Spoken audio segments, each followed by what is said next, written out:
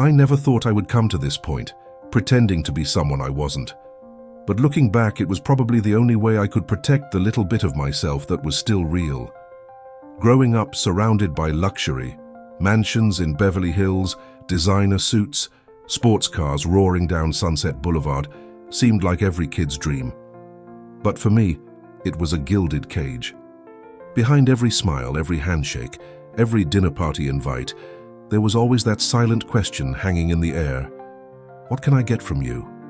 The final straw came one gloomy afternoon. I had just pulled into the valet line of a five-star hotel in downtown Los Angeles when I saw her, my fiancée at the time, Tiffany, laughing a little too intimately with another man. Not just any man either. He was a tech billionaire, richer and flashier than me. Her laughter, the same sweet sound that once made my heart race, now felt like a dagger twisting slowly in my chest. I stood there, invisible to them, feeling the sharp sting of betrayal. The air smelled like expensive perfume and rain-soaked concrete. I turned around and left without saying a word, the valet awkwardly handing me my keys as I blinked back the burn in my eyes. Back at my penthouse, overlooking the glittering sprawl of Los Angeles, I sat alone. The silence was deafening, broken only by the faint hum of traffic far below. I stared at the marble floors, the custom furniture, the priceless art pieces, and realized none of it meant anything. I was tired of fake smiles, tired of empty promises, tired of being loved for what I had and not for who I was. That night, with nothing but the glow of the city lights outside my window, I made a decision. I'm done. If someone's going to love me, it's going to be for me, not for the money, not for the last name. I stayed in that apartment for days, ignoring texts, calls, and emails. The only person who managed to get through was my best friend since childhood, Mike. He barged in with a box of cheap pizza and a six-pack of root beer, shaking his head at the sight of me. "Dude, you look like you got hit by a truck," he said, tossing the pizza onto the coffee table and collapsing onto the couch. Between greasy bites and lukewarm sips, I told him everything. The betrayal, the emptiness, the plan that had started forming in my mind. "You're crazy," Mike said, laughing and wiping his hands on his jeans. "You're gonna pretend to be broke in LA? Good luck, man." "Not here," I replied. "Somewhere smaller, somewhere real." He shook his head, chuckling, but I saw the glint of respect in his eyes. That night, lying awake on the leather couch because I couldn't bear to sleep in the cold, king-sized bed upstairs, I finalized my plan. I would leave everything behind: the penthouse, the cars, the corporate meetings. I'd move to a small town, get a low-paying job, rent a modest apartment. No assistance, no press releases, no trust fund safety nets. If someone was going to care about me, it would be because of who I was, not what I could offer. And so, without a map, without a plan beyond my next breath, I packed a single duffel bag, left my high-rise behind, and set off to find something real. Maybe love, maybe myself, or maybe both. Leaving Los Angeles wasn't just about changing my location. It was about shedding an entire life. I drove for hours with no real destination in mind, letting the endless roads and open skies lead me somewhere. Anywhere that didn't smell like betrayal. Eventually, I ended up in a small town in Northern California, the kind of place where people still waved at each other from their porches, and the biggest excitement was Friday night football at the local high school. It was perfect. I rented a tiny one-bedroom apartment above a laundromat. The stairs creaked with every step, and the windows rattled whenever a strong wind blew through. The air inside smelled faintly of detergent and old wood. Not exactly luxury, but it felt honest. The first thing I did was ditch my designer wardrobe. I bought a couple of plain t-shirts, some worn-out jeans, and a pair of cheap sneakers from a local thrift store. The clothes felt rough against my skin, but there was something freeing about it. No labels, no status. I even changed my name. Around here, I was just Jake. No Herrera, no billion-dollar fortune, no legacy to live up to. Now I needed a job. For the first time in my life, I was the one handing over a crumpled resume printed at a library, hoping someone would give me a chance. Walking down Main Street, I noticed a small cafe with a handwritten sign taped to the window. Help wanted. No experience necessary. It was called The Morning Brew, and it smelled like heaven. Strong coffee, cinnamon rolls, and fresh baked bread. Inside there were mismatched chairs, old photos of the town on the walls, and the soft hum of country music playing from a beat-up radio. I pushed the door open, and a little bell above it jingled. Behind the counter stood a short, sturdy woman with sharp eyes and a kind smile. Her name was Mrs. Miller, and she sized me up with one glance. "You ever worked in a cafe before?" she asked, crossing her arms. "Not really," I admitted, "but I learn fast." She studied me for a moment longer, then nodded. "All right, Jake, aprons are in the back. First shift starts now. Let's see what you're made of." Just like that, I was employed. No background checks, no interviews with HR departments in glass towers, no fancy job titles. That first day kicked my ass. By noon, my back was screaming, my hands were raw from scrubbing dishes, and I smelled like a mixture of burnt coffee and bleach. The air was thick with the scent of bacon and maple syrup, and the clatter of dishes never seemed to stop. But when I collapsed onto a battered booth at the end of the shift, a paper cup of lukewarm coffee in my hands, I felt something I hadn't felt in years: pride. Pure, simple pride. No board meetings, no negotiations, no deals, just a day's work, honestly earned. And as the sun set over the little town, painting the sky in shades of gold and purple, I realized something. I wasn't lost anymore. I was exactly where I needed to be. It was my third day working at the Morning Brew, and I was finally starting to get the hang of it. Or at least I wasn't dropping coffee cups every other minute. The morning rush had died down, and the place was filled with the comforting hum of low conversation and clinking silverware. I was wiping down the counter when the doorbell chimed again. I turned, ready to greet whoever walked in, and that's when I saw her. She had on faded jeans, a simple light blue hoodie, and her sneakers looked like they had survived a few too many rainy days.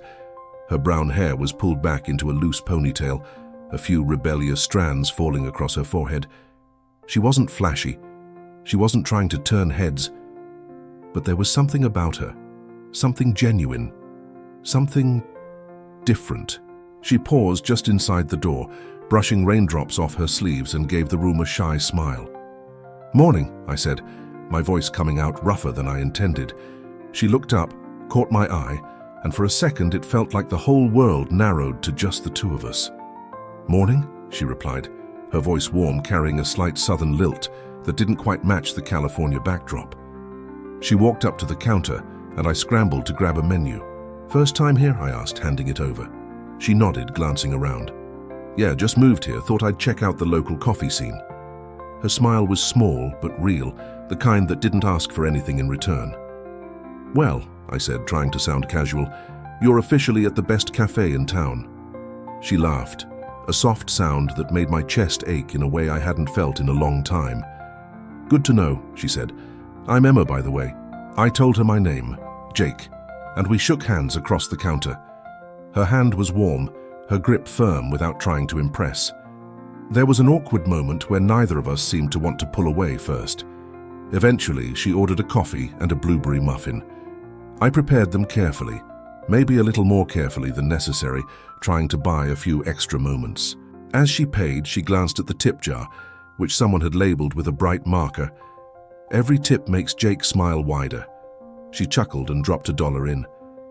"Let's see that wide smile, Jake." I couldn't help it. I grinned, probably looking like an idiot. But Emma laughed again, and that sound was better than any paycheck. She took her coffee and muffin to a corner booth, pulled out a worn paperback novel from her bag, and started reading as she sipped.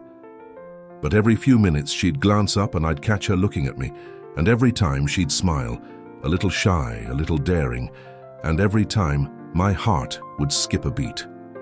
That afternoon, as the sky cleared and a few rays of sunlight broke through the clouds, I realized something. In a world where everything felt uncertain and temporary, Emma felt like a beginning. And deep down, in places I hadn't dared to feel for a long time, I hoped she would be. As the days turned into weeks, Emma became a regular at the Morning Brew. Every morning, like clockwork, she would walk in, Sometimes with a novel tucked under her arm, sometimes with nothing but that easy smile that somehow made the whole cafe feel brighter. We didn't rush anything. Our friendship grew slowly, like a song building note by note. Sometimes she'd sit at the counter and we'd talk between customers. About books, about movies, about little things that didn't seem important, but somehow mattered. Other times we just sat together after our shifts, drinking lukewarm coffee and watching the rain slide down the windows. One cloudy afternoon after the lunch rush had died down, Emma stayed behind to help me wipe tables, even though she didn't work there. We ended up sitting in the corner booth, sharing a slice of leftover apple pie that Mrs. Miller insisted was too ugly to sell but too good to waste. The air inside the cafe was thick with the smell of cinnamon and butter, and outside, the world was damp and grey.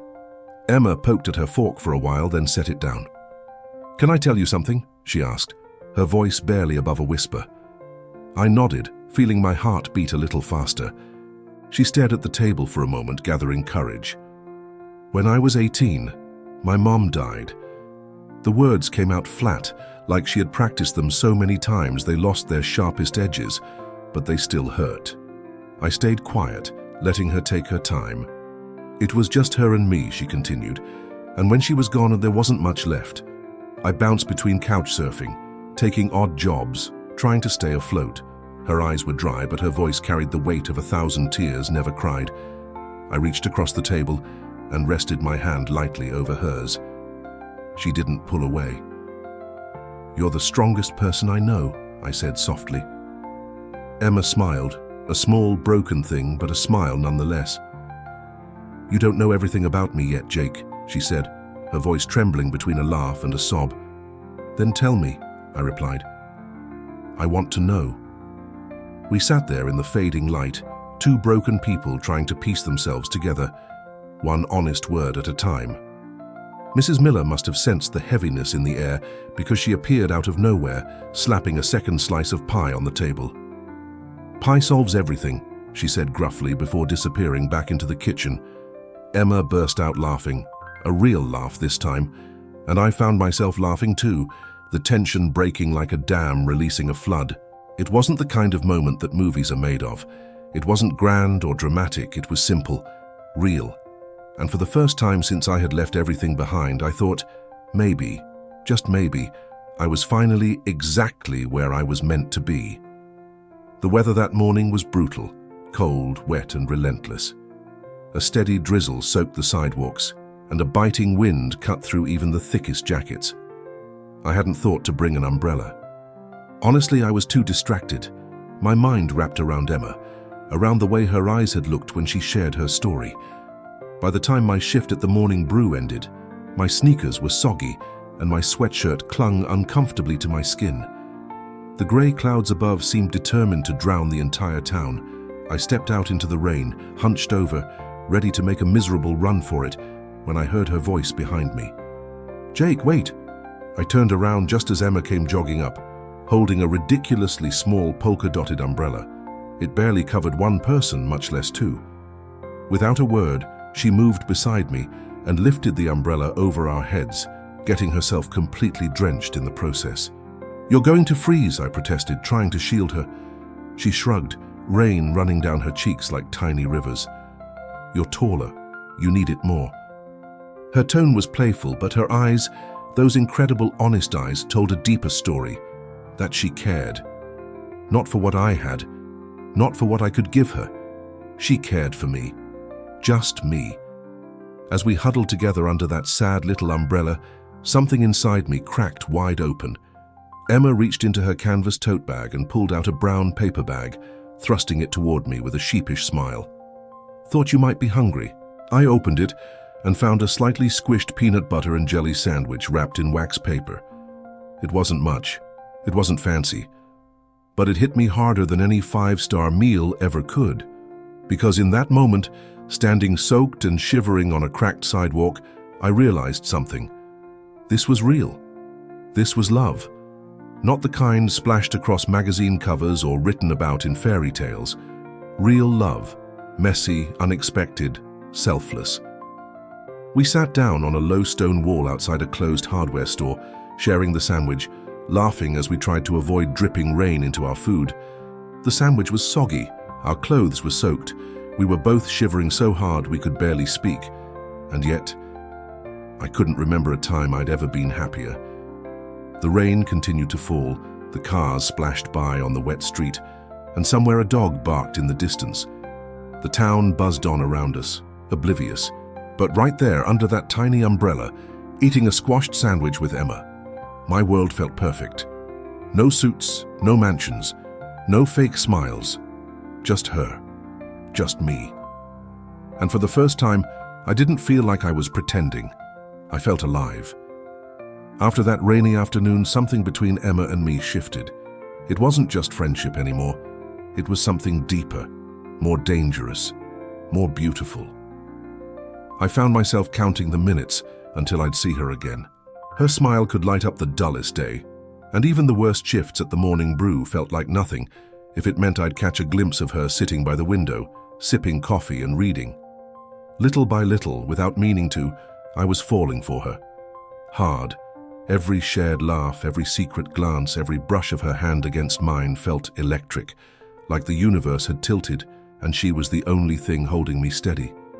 But along with that growing love came something else. Fear. The creeping, gnawing fear that kept me awake at night, because she didn't really know me. She knew Jake, the small-town cafe worker. She didn't know Diego Herrera, the billionaire who had run away from a life of privilege and lies. And the longer I stayed silent, the worse it felt. Sometimes, while we sat side by side in the fading light of the cafe, talking about everything and nothing, I'd catch myself staring at her and feel a twist of guilt so sharp it almost made me sick. I wanted to tell her the truth. I needed to. But every time I opened my mouth to say something, fear paralyzed me. What if she hated me? What if she thought everything, every conversation, every moment was a lie? What if I lost her? One night, after closing up the cafe, we sat outside on the curb sharing a bag of fries from the diner next door. The streetlights buzzed overhead, and the air smelled like fried food and cold asphalt. Emma leaned her head against my shoulder, sighing contentedly. "You're different, Jake," she said quietly. "I don't know. You're just real." Those words felt like a punch to the gut. Real. I was anything but real. I swallowed hard, staring at the grease-stained paper bag in my hands. Maybe tomorrow, I told myself. Maybe tomorrow I'll tell her everything. But tomorrow kept getting pushed back, because every today with her was too precious to risk. One evening, Mrs. Miller, in her usual blunt way, gave me a look over the counter and said, "Boy secrets have a way of rotting everything they touch. Don't let a good thing die because you were too scared to tell the truth." I knew she was right. God, did I know it. But knowing it and acting on it were two very different things, and so I kept living a lie. One heartbeat closer every day to the moment when everything would come crashing down. I couldn't do it anymore. The guilt was eating me alive, turning every smile into a knife, every touch into a bruise. I had to tell her, even if it meant losing everything. So I made a plan. After our shifts, I invited Emma to dinner. Nothing fancy, just the little burger joint on Main Street, where the booths were cracked and the jukebox played old country songs. She smiled and said yes, like always, and my heart broke a little, knowing that this might be our last normal moment together. The diner smelled like greasy fries and milkshakes, and the neon sign outside buzzed faintly through the windows. Emma sat across from me in a worn booth, her hair falling loosely around her shoulders, her eyes bright and trusting. I could barely touch my food. My hands shook so badly I had to keep them under the table. Emma chatted about her day, a funny customer, a new recipe she wanted to try, while I sat there, drowning in guilt. Finally, I couldn't stand it anymore. "Emma?" I said, cutting her off mid-sentence. My voice cracked. "I need to tell you something." She tilted her head, her smile faltering. "What is it?" I stared at the table, searching for the right words. There weren't any. "I haven't been honest with you," I said. "My name isn't really Jake, it's Diego Herrera." She blinked, confusion clouding her face. "I don't understand." I took a deep breath, forcing the words out. "I'm not just some guy who works at a cafe. I'm wealthy." like billionaire-level wealthy. I left that life behind because I was tired of people only seeing my money, not me. I finally dared to meet her eyes. They were wide, stunned, searching my face for some hint that this was a joke, but it wasn't. "So this," she gestured between us, her voice shaking, "was all an act?" "No," I said quickly. "It started that way maybe, but everything after, it was real. Every laugh, every conversation, every moment. Real." Emma leaned back against the booth, crossing her arms, as if she needed to put physical space between us. "You lied to me," she said, her voice quiet but sharp. I flinched. "I wanted to tell you, I was just scared. Scared you'd hate me. Scared I'd lose you. You lost me the moment you decided I wasn't good enough to know the real you," she said, her voice cracking. I reached for her hand, but she pulled away. The air around us felt thick, heavy, suffocating. "Emma, please, I love you," I said, barely above a whisper. She shook her head, blinking fast, trying not to cry. "You don't get to say that," she said. "Not when you built this whole thing on a lie." She grabbed her jacket and slid out of the booth. I stood up too, desperate, but she held up a hand to stop me. "Goodbye, Jake or Diego or whoever you really are." And with that, she walked out of the diner, the doorbell chiming weakly behind her. I stood there, frozen, surrounded by half-eaten burgers and the fading notes of an old love song on the jukebox. Outside, the night had turned bitterly cold, and inside me, something shattered. Maybe for good. The days after Emma walked away felt like walking through a dream, or maybe a nightmare. The air felt heavier. The coffee tasted bitter.